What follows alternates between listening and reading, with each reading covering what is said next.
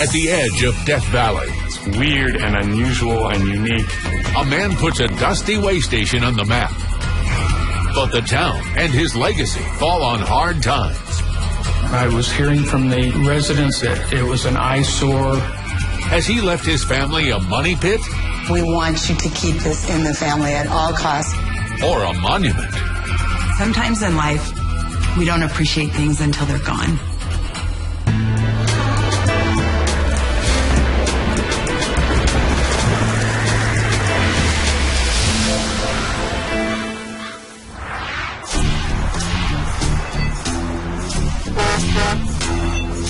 I'm Jamie Colby, and today I'm driving through the Mojave Desert on my way to the tiny town of Baker, California.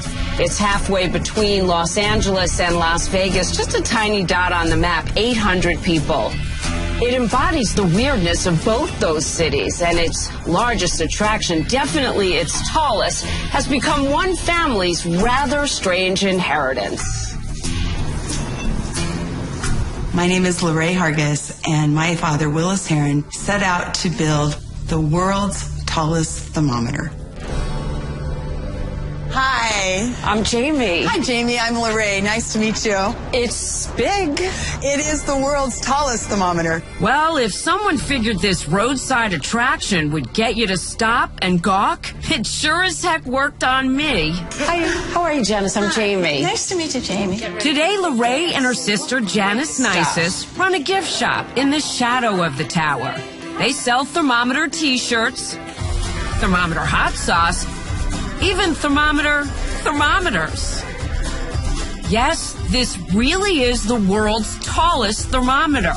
And it would be strange enough just to inherit a 134-foot thermometer in the middle of the desert. But what's as remarkable is the mission that Lorraine and her family took on after her father died in 2007. You're sure? I gotta get a closer look. I tell Lorraine's husband, Bill, I'm ready for a challenge. I've been training to climb to the top. I'm going in. Okay. Why did he say it that way? I just bombed it this morning for the spiders. Spiders. I'm a girl of nature. Black They're widows? just little. They're little spiders. Black widow spiders. Yeah. Yep. I haven't. You better close it up. We'll keep them in there. Even this host has to draw the line at black widow spiders. The story of this strange inheritance begins with a young man who falls in love with the California desert. In the early 1950s, after service in the Air Force and college, Willis Heron heads west from his home in Kentucky to join his father in Barstow, California, where his dad has become a restaurateur. He and his father had a couple restaurants in Barstow, and he was successful. My dad was very personable. Successful enough that a local businessman offers to partner with young Willis on an all-night diner in Baker, 60 miles up the road. You may think a place known as the Gateway to Death Valley is an unlikely spot for an eatery. But Willis sees it differently. He knew that people would need to stop between Los Angeles and Las Vegas. At a time when few cars have air conditioning, Baker is a perfectly located oasis, a spot for gamblers to cool off from the desert heat. Pretty soon, Willis's burger joint called Bun Boy is a landmark.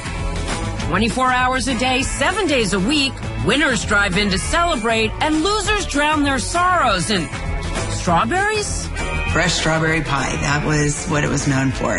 It was definitely kind of an Americana diner. The big breakfasts, but also, you know, the burgers, the specialty sandwiches and things like that. In 1971, Willis falls in love with Barbara Sturm, who comes with a house full of daughters, Lorraine, Janice, and Terry. Just the kind of workforce you need for a family restaurant. We all started as bussers, and we did dishwashing, and we did waitressing. This is the menu, right, of Bun Boy, Yes. the original. The burger was $3.95, and it came with coleslaw, french fries, or potato salad. It's a steal of a deal. And a smiling waitress.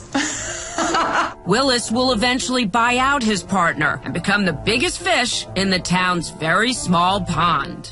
We had 3 restaurants, 2 motels, a few gas stations, a grocery store. and pretty much within a block. Baker booms. In the late 70s, Willis buys a nice house in Silver Lake, a desert community 75 miles away. But soon, business in Baker sputters. Cars are all air-conditioned. Gamblers can drive straight through and arrive in Vegas cool and comfortable. Willis needs a gimmick, something to grab their eye and their wallet. He gets his inspiration in an unlikely spot. International Falls, Minnesota. They had the world's tallest thermometer, and it was 22 feet high. And so I think he saw that, and the wheels started spinning. 22 feet?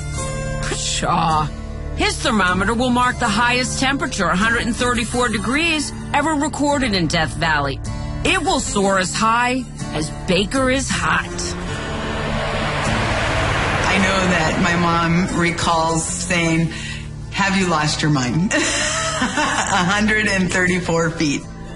My dad looked at her with those blue eyes and said, "Oh, honey, come on, this will be fun." In 1990, Willis cuts a deal with Yesco, a Las Vegas company that builds and finances those big eye-catching signs. If you asked my mom, she would think that he was a little crazy to spend $750,000 to build a thermometer. $750,000? Yes. A little crazy? That may be putting it mildly. Willis plunks down $150K. Yesco does a lease deal to finance the other $600. By the fall of 1991, construction is wrapping up. Despite the expense, the challenges, and the questions about his sanity, Willis pops for a lighting ceremony. He bills it the Great Turn-On. The invitations had gone out. Thanksgiving Day, he's out playing golf with his grandson, and he comes home, and my mom says, "Honey, sit down. I have something to tell you." That's next. But first, our strange inheritance quiz question. What's the most visited tourist attraction in the United States? Is it Times Square, Walt Disney World, or the Las Vegas Strip? The answer in a moment.